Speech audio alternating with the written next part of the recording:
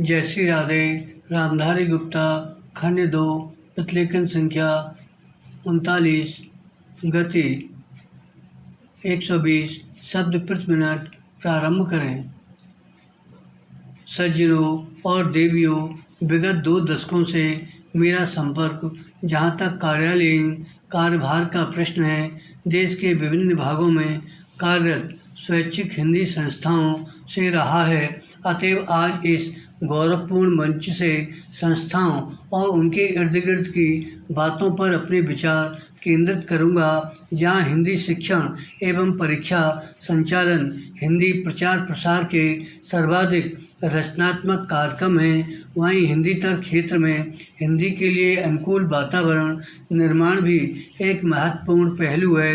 आज इन कार्यक्रमों के संचालन सहज सुगम नहीं रह गए, बल्कि चुनौतीपूर्ण हो गए हैं। विद्यार्थियों की योग्यता बढ़ाने के लिए शिक्षा एवं परीक्षा के अतिरिक्त हिंदी वक्तव्य, निबंध, वाद विवाद के साथ साथ नाटक, एकांकी प्रतियोगिताएं आयोजित की जाती हैं। विराम हिंदी शिक्षकों प्रचारकों के लिए शिविर, पुनश्चर्या कार्य शिविर, पुरस्कार योजना जैसे कार्यक्रम आयोजित किए जाते हैं।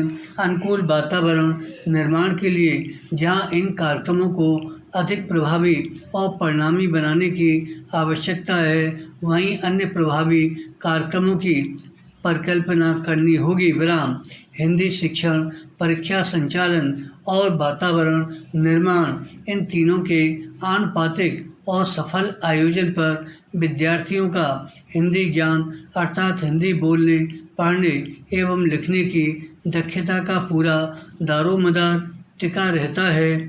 आज जबकि बहुतेरे विद्यार्थी शिक्षक बनने की राह में प्रशिक्षण प्राप्त कर रहे हैं, तो हिंदी शिक्षक की योग्यता एवं दक्षता ऐसे में ध्यान देने का विषय है, जो राज्य को इतने सारे हिंदी सीखने वाले विद्यार्थियों के स्तर के लिए निर्णायक पहलू है।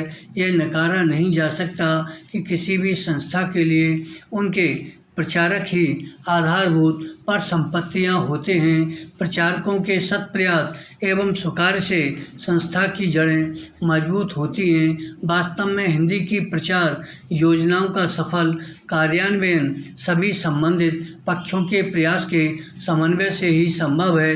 संस्था के पदाधिकारी, कार्यकर्ता, प्रचारकगण, विद्यार्थी और अंत में किंतु कदापि कम नहीं सरकारी व्यस्तता के तालमेल पर इन सबके कार्यों के उचित समन्वय का प्रयत्न स्वस्थ दृष्टि से निरंतर जारी रहना चाहिए। और यह भी ध्यान रहे कि जाने अनजाने दामन पर दाग न लग जाए।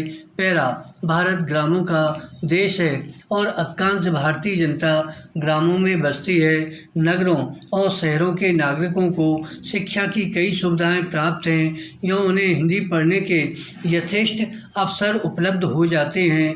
अब आवश्यकता इस बात की है कि ग्रामवासियों को भी हिंदी सीखने के अधिक अवसर प्रदान किए जाएं। हिंदी राष्ट्रीय अस्मिता, राष्ट्रीय पहचान, राष्ट्रीय गौरव की भाषा है। विराम यह राष्ट्रभाषा, राजभाषा घोषित तो हो चुकी है, किंतु अब तक इसे अपना उचित स्थान प्राप्त नहीं हुआ है। इसके लिए जब तक शासन और जनता दोनों ओर से संवेद प्रयास नहीं होगा, लक्ष्य की प्राप्ति नहीं हो सकेगी। राष्ट्रभाषा से ही किसी राष्ट्र की भावात्मक एकता, राष्ट्रीय एकता की प्राप्ति की जा सकती है। विराम अपने देश की भाषा को छोड़ किसी अन्य विदेशी भाषा से इसकी प्राप्ति कदापि नहीं की जा सकती। धन्यवाद।